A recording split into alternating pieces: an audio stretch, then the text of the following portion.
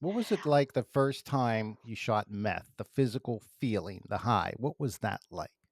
I mean, I'd like to say that I hesitated, but I was actually really excited. Like to me, it was the next step of a more a harder rush. And so, I mean, meth is it releases the most dopamine of all the drugs when you take it. So it's a very heavy rush, especially in the early days before you sort of adjust to it.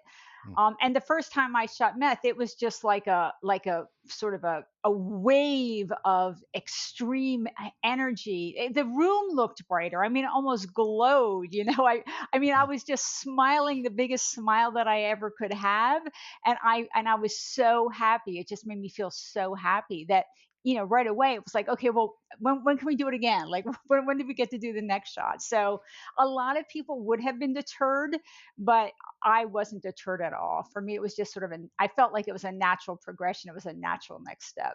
so when was the next shot? Are we talking the next day? I No, mean, an hour. wow. Yeah, I mean, and I was doing it almost every day by the end of my senior year. From Junkie to Judge is the title of her book, and I'm thrilled to have her on. Mary Beth, welcome to Papa Mutes. Thanks for having me. So, before we get to the backstory, what does when I hear judge and people hear judge, they think, order in the court, boom, Mhm. the gavel and, the lawyers and all that stuff. So what does a federal administrative law judge do on a daily basis? Yeah, I mean, of course, there's all kinds of judges, right? From the Supreme Court, to state courts to traffic court. And so a Mhm. federal administrative law judge basically, when you work for the federal government as an ALJ, you work for a specific agency. And so I worked for the Social Security Administration. And so mostly I heard cases that were disability related, although I heard some on other matters, but they were all Social Security cases. And I was, sitting on my podium in a robe, with lawyers and sometimes unrepresented claimants, but like I didn't handle criminal cases or things like that. Okay, right. So you're a judge. You're Mhm. making decisions, tough ones, I'm sure. Now, how long were you in that position? 5.5 years. Yeah, Five five and and a a half half years. years. Okay. Now, let's back up the clock and talk about the drug addiction, etc. Now, in my research, in grade, I'm assuming it was grade school, high school. You weren't you were an honor student, correct? Yeah, I mean, so I always, I grew up in a really abusive household, but Mm. school was like my one special place. I was always got a lot of positive attention at school. Teachers really saw me, and I was like, valued for sort of one of my innate characteristics, which I was academically excelled, and so that was always someplace which was sort of my haven was school. And so yes, I always did well in school. But when you got involved with drug, how did you get involved with drug use? I mean, dealing with trauma at home, drug use, you still maintained your grades, correct? Yeah, until the very end of high school. So that pathway of trauma leads to teenage drug use and sometimes teenage drug addiction, which today we call substance use disorder. That is actually a very common pathway.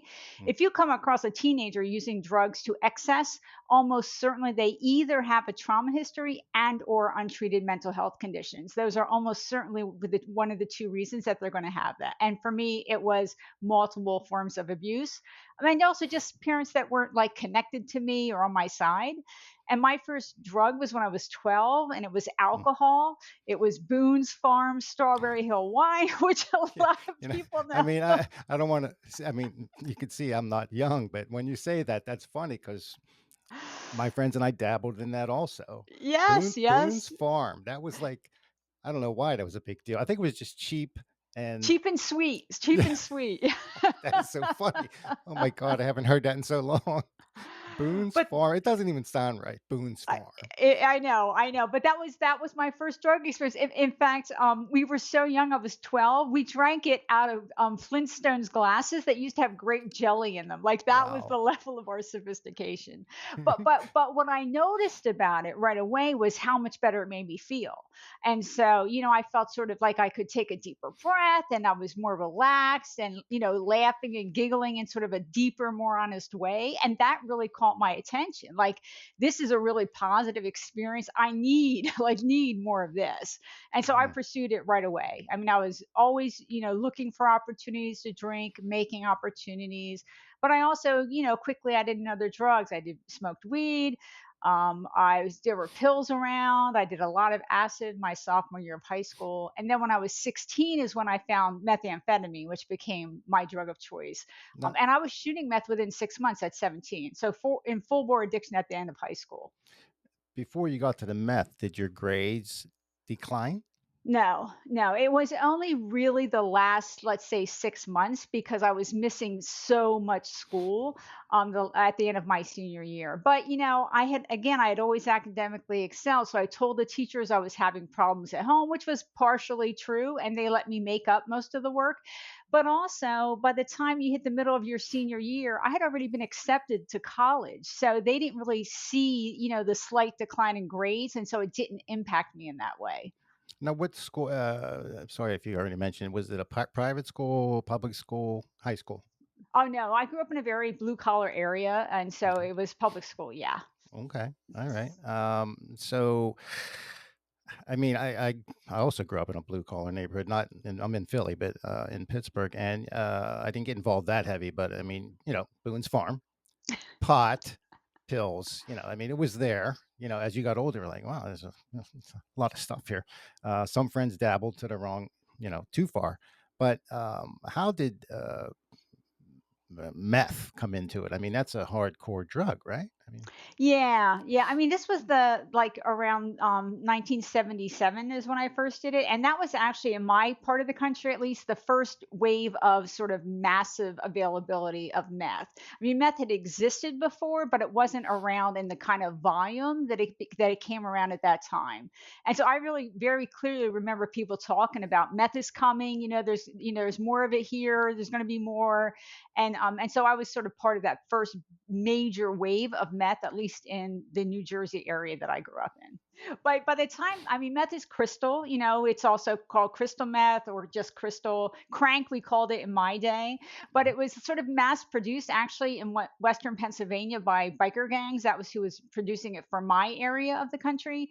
And I was already hanging out with all the druggy, people because I had been using by then for 4 years. And so meth was pretty readily available. I mean, it's funny because even today people will talk about, as if it's hard to get drugs. I mean, it's if you're really looking for them and if you're in sort of that milieu, these are your peers, your friends that you hang out with. If something new comes to town, everybody, gets access. But I'll also say even in the group of serious drug users, I was always considered at the extreme end. Like even that group was telling me like slow down, go home really. and go to sleep, like you need a couple days off, Mary Beth. So even among the relatively hardcore drug users, I was always considered at the sort of the most extreme end of the spectrum. What was it like the first time you shot meth? The physical feeling, the high. What was that like? I mean, I'd like to say that I hesitated, but I was actually really excited. Like to me, it was the next step of a more a harder rush. And so, I mean, meth is it releases the most dopamine of all the drugs when you take it. So it's a very heavy rush, especially in the early days before you sort of adjust to it. Mm. And the first time I shot meth, it was just like a sort of a wave of extreme energy. The room looked brighter. I mean, it almost glowed. I mean, I Yeah. was just smiling the biggest smile that I ever could have, and I was so happy. It just made me feel so happy that right away it was like, okay, well, when can we do it again? Like, when did we get to do the next shot? So a lot of people would have been deterred, but I wasn't deterred at all. For me, it was just sort of I felt like it was a natural progression. It was a natural next step. So when was the next shot? Are we talking the next day? I No, mean, an hour.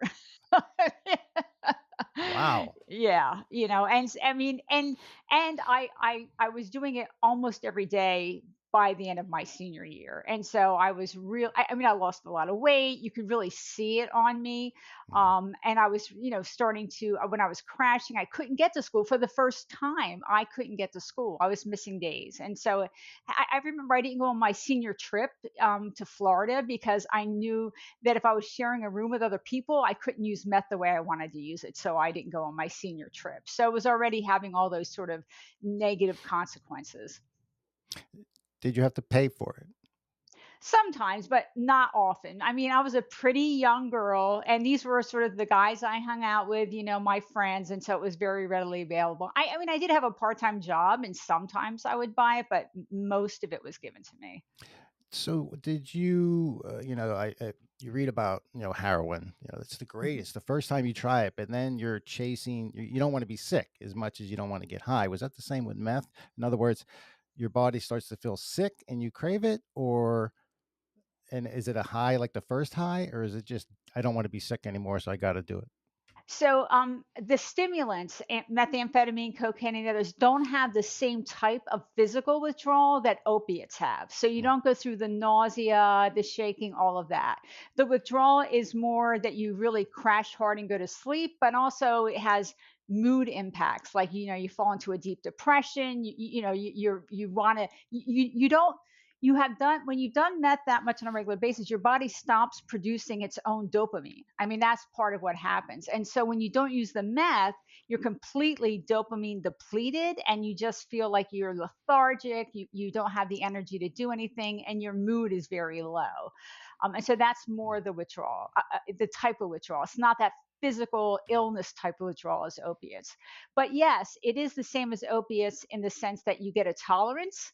And so, those early days, those early highs, they don't last. And, a couple months later, you are sort of chasing it. Occasionally, you might hit it just right, but most of the time, it's more like a maintenance level usage, just to So sort of try to stay normal.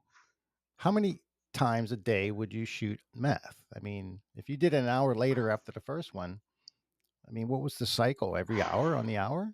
No, but I mean, if I let's say, I'd say, I mean, because what you do also is you just make your shots bigger, right? You put more in for Mm. each shot because your veins, my veins, I never had good veins to start with. My veins were going bad, so I would try to use a bigger shot less often, so I didn't have to hunt for a vein as much. But I mean, I would certainly most days use 3 or 4 times at least, yeah, at least sometimes more, but no, not every hour, because my veins were shot. Mm, wow. I mean, in your opinion, is it meth an addiction or a disease? Well, I mean, so there's the experts disagree. So there's a group of the experts who categorize it as a disease. But I will say substance use disorder, of which, methamphetamine use disorder is one variant of that, alcohol use disorder, opiate use disorder, that's how they're categorized. They are all in the diagnostic and statistical manual for mental health conditions. So Mm. addiction, substance use disorder, is categorized as a brain disorder, as a mental health condition.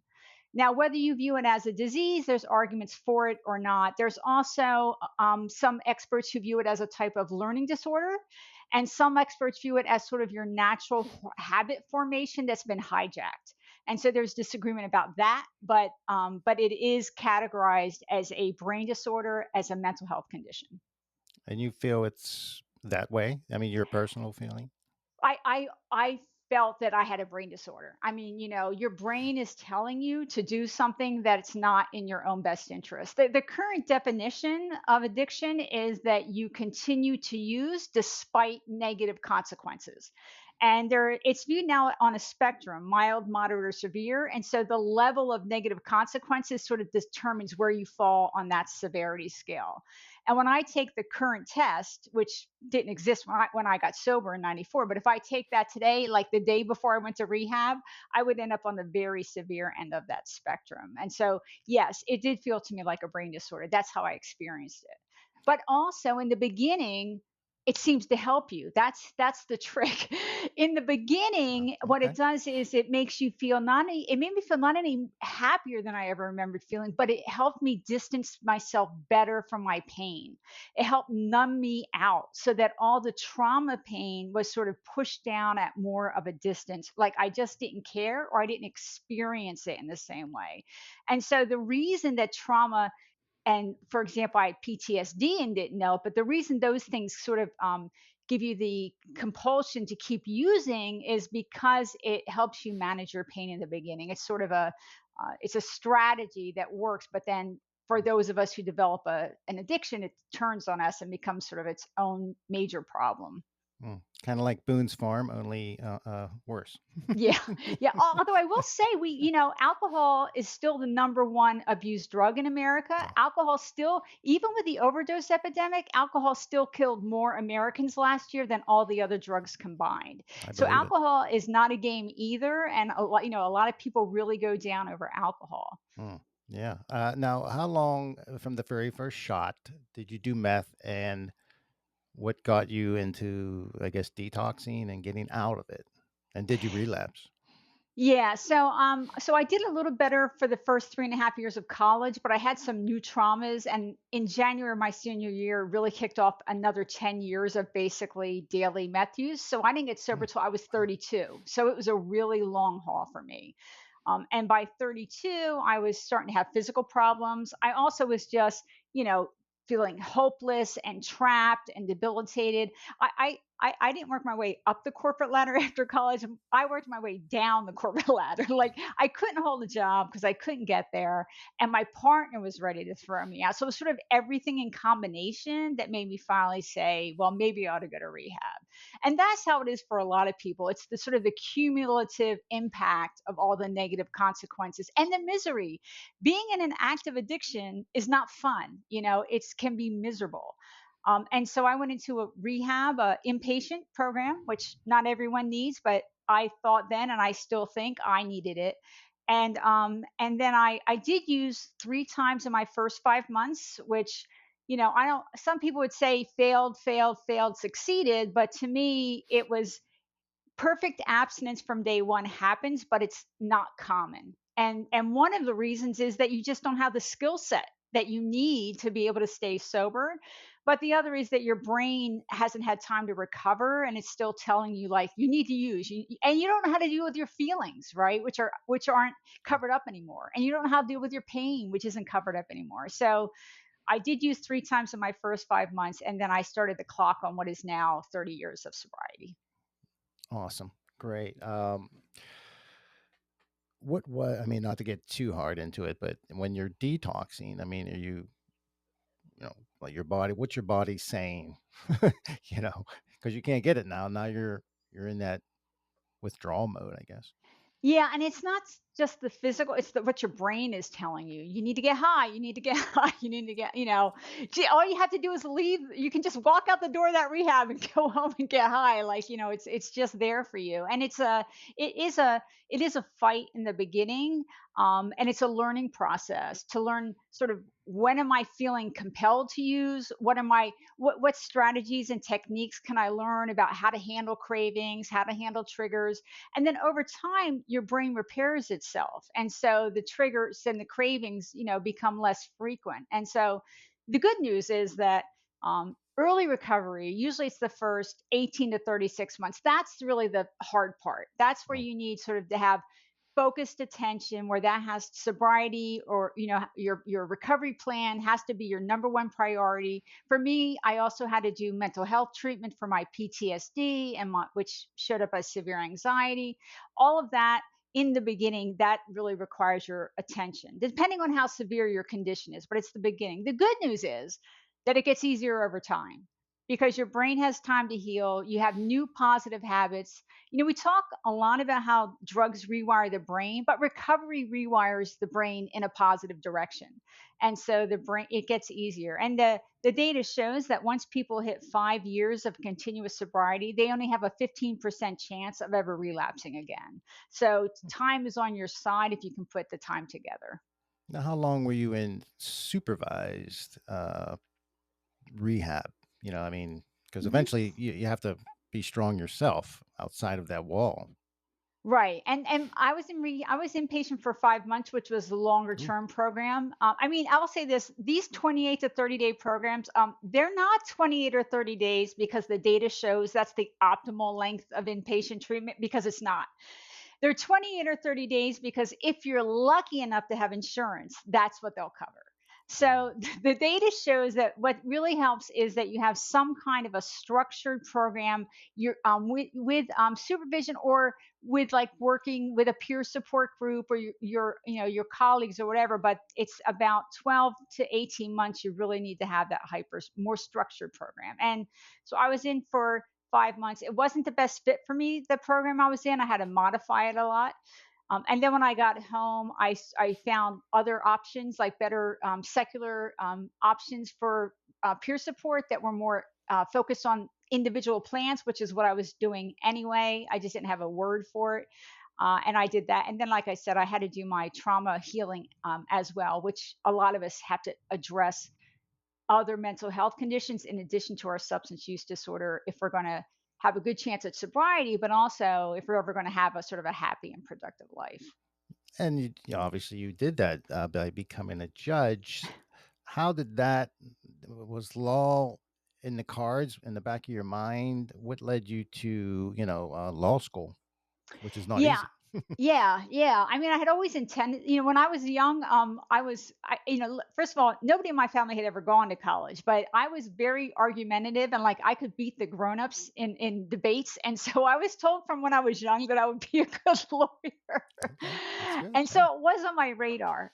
But when I got sober, I had my Berkeley degree and good grades and like an embarrassing resume. So I needed to sort of get myself grounded and start where I was. And so my first job was temporary, and then my next job was sort of mid-level administrative, and I worked into a supervisory job. And at 6.5 years sober, I went to Berkeley Law School. And so I was 42 when I became a lawyer. So because I didn't get sober till 32, right? It took me Hmm. 6 years to get ready for law school. So Wow. it was on my radar, but it was also, as you say, scary to take the risk and to try to do it. And but I felt ready at that point. I felt ready at that point to give it a shot. Now, was judge on your mind? No, Order in the no, court. no. I will say when I first got sober, my first professional goal was let's not get fired again. Like that was really where I was, right? I wasn't thinking judge. But I when I graduated from law school, I worked at a big law firm in Silicon Valley where I lived. And then I did class action work for the federal government. And in that job, I saw other attorneys in my office go on to become administrative law judges. And so that's when it really put it on my radar that this was a career path that I might be able to you know apply for and take a shot at. So you graduate from law school. What was your support, uh, besides groups that you belong to? Like, who was there to? Because law school is a little stressful. I know people that have gone to law school, and it's not easy. And did you ever have that, like, "Ugh, fuck it, I'm gonna go off the wagon," if to use a better term? No, I never had a serious urge to, go back to using after maybe the first 2.5 years. And law school really wasn't I mean, it wasn't just law school. Like my best friend died of a heroin overdose when I Mm, had like 12 years sober. I mean, life happens, right? But for me, it was really the therapy that helped me get more stabilized. And so my trauma, which was broad and deep, let's put it that way, child physical abuse, child sexual abuse, multiple mm, sexual assaults, violent boyfriend, I mean, all of it, wow. that by PTSD showed up as very severe anxiety that I really didn't trust things to work out well. Like I was always waiting that if I made one little mistake, the whole thing was going to blow up in my face and I'd lose it all.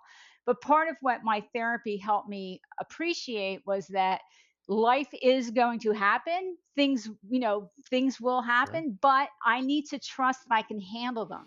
Not that I can handle them without pain or without anguish or without struggle, but that I can handle them. And I had really gotten to that point before I started law school.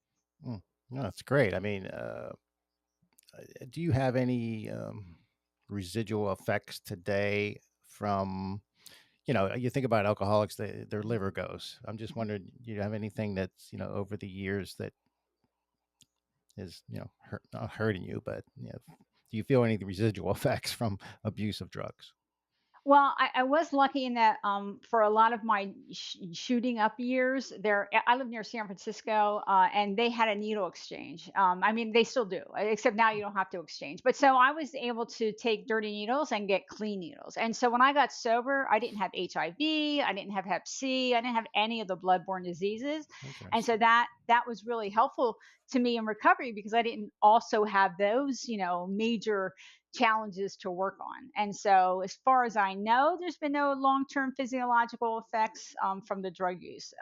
Yeah, as far as I know. Okay. And you're still within a support group, I would assume? Or are you No, I clear and of that? Like, I'm good.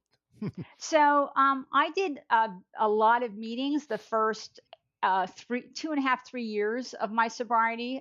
In fact, for the first 18 months, I did 5 meetings a week, and then 1 week I had therapy, and 1 week my husband and I were in couples counseling. So I did something every day for 18 months, and then I started letting more and more meetings go.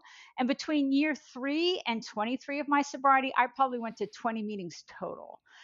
Because I didn't need them. I mean, I was always open to going back if I needed them, but I didn't. But today I do go again because I'm on the board for Life Ring Secular Recovery and I'm on the board for She Recovers Foundation. So as a board member, I participate. Not that I need them for my sobriety, but to sort of keep my finger on what's going on in the organizations. And She Recovers is actually not just for substance recovery, but also trauma and mental health recovery and a lot of other things. And so that I actually do talk a little bit about. If my anxiety is sort of raising its ugly head, I might talk about that in She Recovers. But it's not so much that I need them to be sober; it's that I want to stay in touch with the organizations because I'm on the board. Is that San Francisco based, or She I mean, with the Recovers. internet now, you could, Mhm. That's you could right. be That's anywhere, right. but I'm just wondering where the physical location. So, Life Ring and She Recovers both have in person meetings in different parts of the country, but they're not everywhere the way 12 Steps is everywhere. But you're Mhm. right. If people are interested in participating, they can participate online if there's not a meeting in their local community. When I got sober, there was a meeting for Life Ring's parent organization, and it was one of the groups I went to. And the Bay Area is where Life Ring started. She Recovers started online and then branched out into having in person meetings. But you're right. The good news for everyone today is that there are a lot of peer support options. The philosophies are different, but also the meeting formats are different. But today you can attend all of them online. Even 12 Steps has AA and NA and all of those. They have online meetings too, and a lot of people actually prefer online. So there's just um, a vast easier access to participating, whether it's 12 steps or the other peer support groups today than when I got sober. And when I got sober, I actually had to go to the library to find non 12 step groups because there was no Google, so Right, I right, had to right. do the research at the library. So somebody currently who's in the stranglehold of addiction, they're just at the lowest point, like you were. I had a friend who he went to rehab, and they told him they tell everybody, when you get out, don't hang with people that are doing drugs.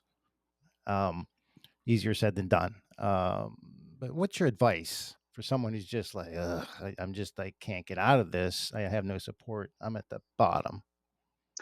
Yeah, I mean, I'll say a couple things to that. One is that we today encourage people to get help before they hit the sort of the stereotypical hard bottom, right? And the data shows that most people actually do get help Mhm. when their substance use is more at the mild or moderate level. But even at the most severe level, of course, recovery is possible. And so one thing I talk to newcomers about is don't wait until you're 100% sure that you want to, get sober. I wasn't 100% sure. Most of us aren't. Ambivalence is normal. Ambivalence is normal in early recovery. So, start where you are.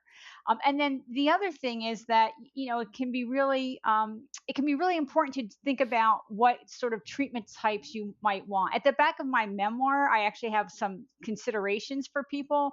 But for example, Not everybody has to go inpatient, although the more severe your condition is, the more likely inpatient will benefit you. But even if you want to go inpatient or could benefit, not everybody can get it.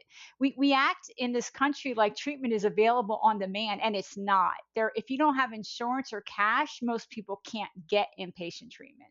But there's outpatient options. There's working with a therapist or a doctor with addiction expertise. There are medications today for alcohol use disorder and opioid use disorders that really increase the odds of success and reduce the risk of death for opiates in particular. Mm. So there's a lot of different options on the table. But I always encourage people start where you are. Just don't wait for some fantasy moment when when all the stars align. It just start where, even if you're not going to be perfect. Perfect doesn't you can be successful without being perfect from day one. I Yeah. was successful without being perfect from day one. Just start where you are. So, I mean, back in the 70s and 80s, like there was no internet. So, what is the first? What's the first step? Like in your day, I would say you pick up the phone or you walk into an office or something. What would be the first step to do?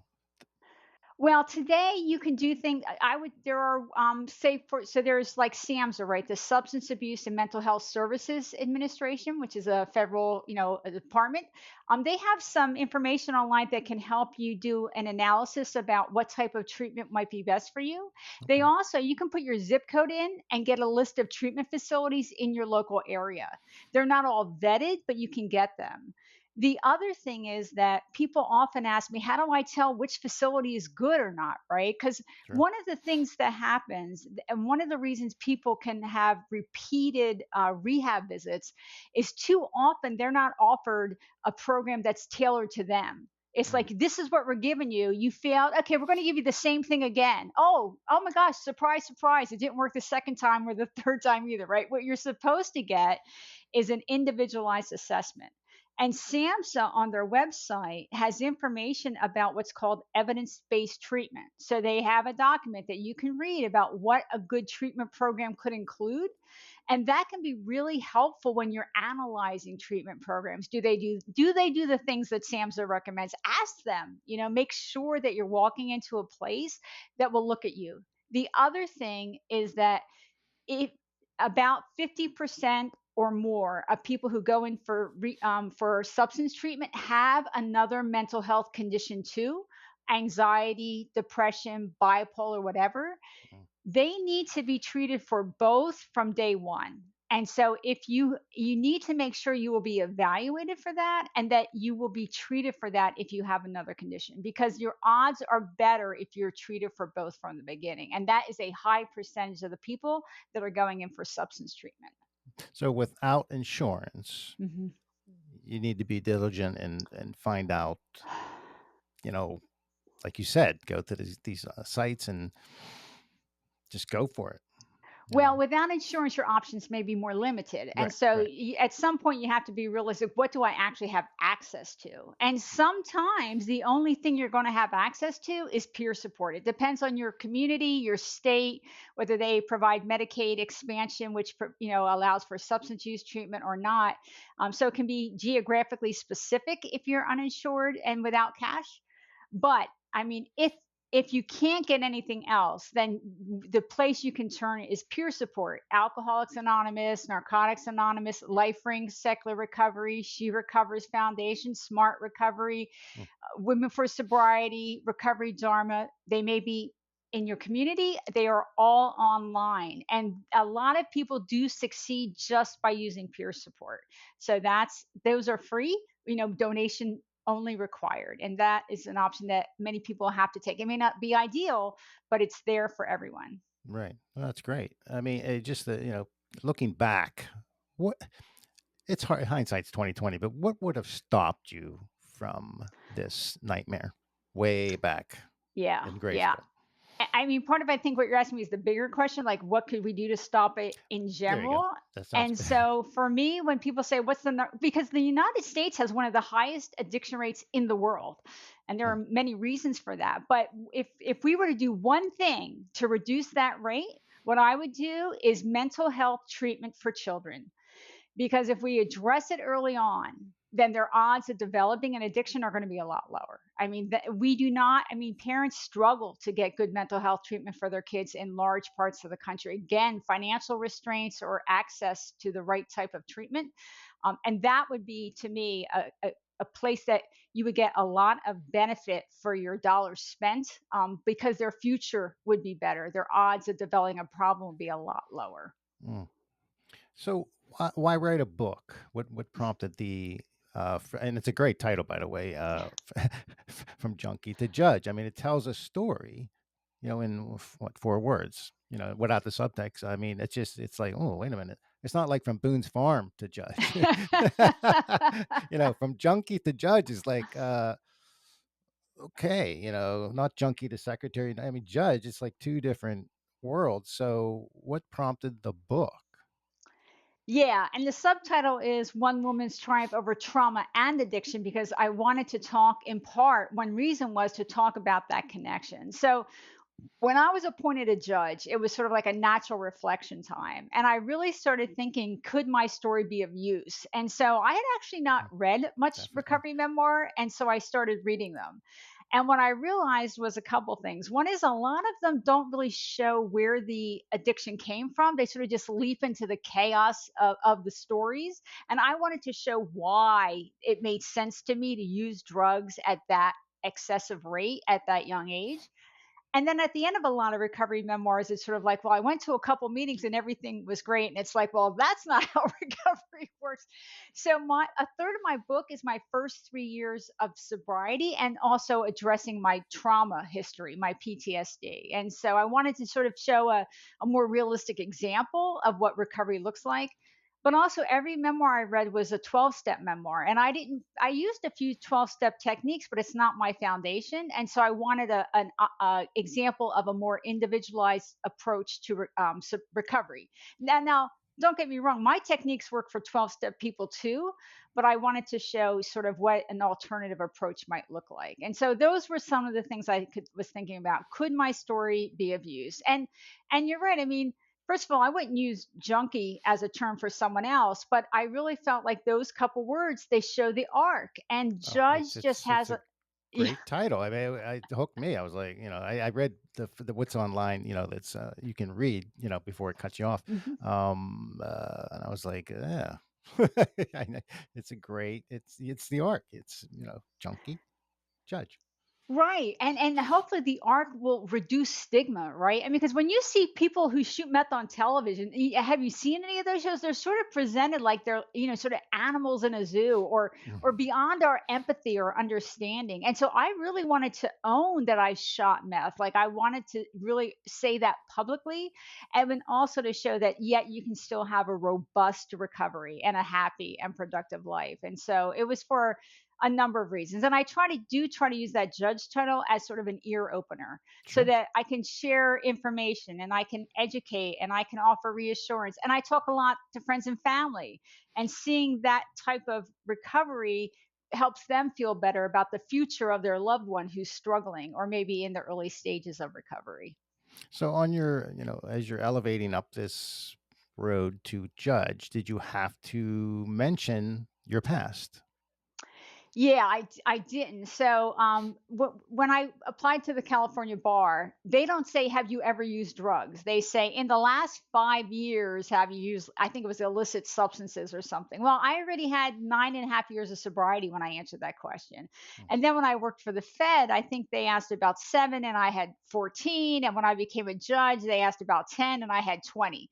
So my recovery was always much longer than what they were asking about. But I did end up disclosing it when I was a judge, because when I joined the board for Life Ring, that's like an outside activity, and I had to run it through ethics. And so Uh, that was the first time. But I didn't say what substance. I just said, I have, I think, 23 years of sobriety. I'm going to be on this board, and here's what I'm going to do. So that was my first disclosure. okay.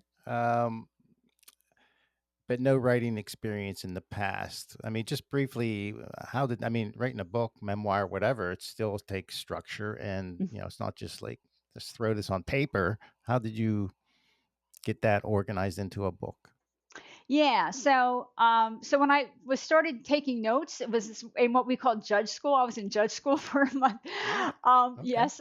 But it was, I had a new job. I was a judge. I had a life. It was a hobby. And also when I read those memoirs, I realized I was a great legal writer. This is not legal writing. This is like writing a novel. You have to Mhm. write it in scene and, with the emotion and reflection and dialogue and all that. So I took writing classes, both memoir and just fiction writing classes. And I went to writers' conferences and I was in critique groups. And as I was doing all that, I was working on the book. But honestly, I wrote and revised my book in almost exclusively 30 to 60-minute increments because that's all I had time for. And it took me 7 years from when I took my first Wow. note until I started looking for an agent because it was a side project. But my first big publication was actually an opinion piece in the Wall Street Journal. So I started writing, and I had pieces like in the LA Times and Recovery Today and others. And so I also, part of it was I was also starting to write pieces, to get out what I thought was important ideas or important information. So it was a process. But I also will say I like learning new things. And so that Mhm. engaged my brain, right? To learn how to Sure. do a type of writing I didn't know how to do. I like trying to figure out how to do something new. So I enjoyed that process. And then the emotional process of writing a memoir is different than a novel because it's your story. So Sure. so there were with that being processed, but overall it was an overall process that was beneficial and that I mostly enjoyed. So to get the book, I mean, nowadays, you go online. I'm assuming through the traditional ways, Amazon, what have you. But just your opinion to get the book. If somebody I recommend it, where would they go? Yeah, so it is on Amazon and all the usual sites, and bookstores either have it or can get it. And so it's definitely, pretty generally available. And then I will also say my opinion pieces are on my website, junkietoJudge.com, as well as some other pieces of information. And people can Mhm. message me through my website. So if I can ever be of use, I mean, I'm retired now. This is why we can have this Beautiful. conversation, right? Because I can talk openly about my whole story in a new way. And so when I was retired, it just offered me an opportunity to be of service to my community in a way I couldn't before when I was working. And so anybody has opportunities, they can message me. And I also I'm on X, Twitter at Mary Beth O underscore. And I will emphasize, I don't argue with people on Twitter. I don't have that kind of time. Yeah. Yeah. Not worth but it. but yes, but I provide the new studies that come out. I provide articles about substance use and recovery, and I provide like my recovery thoughts. So those are all sort of the best ways to get in touch with me. And the website again is Junkie to Judge. Junkie2judge.com. Yeah. That's beautiful. A- Beautiful. And I always say you can forget my name, you can forget what that You they can't saw me forget on that. Papa Mutes, but you just have to remember Junkie Judge, and you can find me. I am very Googleable at this point. Nice. All right. So before we wrap this up, I want to run a little preference thing. I go through with the guests. It's off the serious subject. It's just a preference thing. See if we match up together. Okay. Here we go. Preference again. This doesn't mean you hate the other one. I won't use Boone's Farm. No, that would not be fair. Pizza or pasta? Pizza. Damn it. A lot of people pick pizza. I'm That's a hard Italian. You call, got though. to. That's a hard. But I'm from New Jersey. Come on, I gotta say Okay. pizza. All right. Fair enough. Fair enough. Justification. All right. Uh, Day at the beach or day in the mountains? Mountains. All right. Read a book or watch a movie? Oh, that's a tough one. I would read first. I would read first. Yeah. All right. Well, maybe your book could be made into a movie. Yeah. I think it's movie worthy. It would be nice. It would be nice. That would be great. Dinner date or lunch date? I will say lunch date mostly today because I have some for medical reasons I run out of steam toward the end of the day, so I prefer lunch dates. Yeah. Okay. Art museum or history museum? History museum. All right. Nice. City or country? Oh. City. All right. Sounds good. Driver or passenger? Passenger. That one's clear. No ifs, ands, or buts about that. Passenger. Summer or winter? Summer. Nice. As you sit in San Francisco. Well, I mean, Yeah. it gets nasty there. Right? Texting or calling? I would text before I would call most people. Yeah. I'm a modern woman. I understand the rules.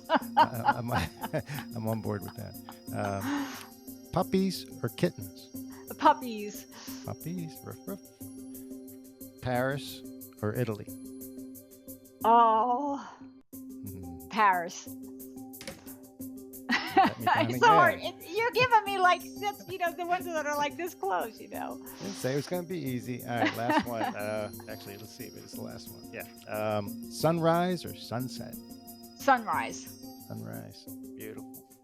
All right. Well, look, Mary Beth, I really appreciate you coming on. Judge, or I'm sorry, Judge.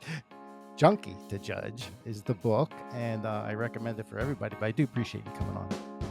Well, thanks for having me. It's been a great conversation.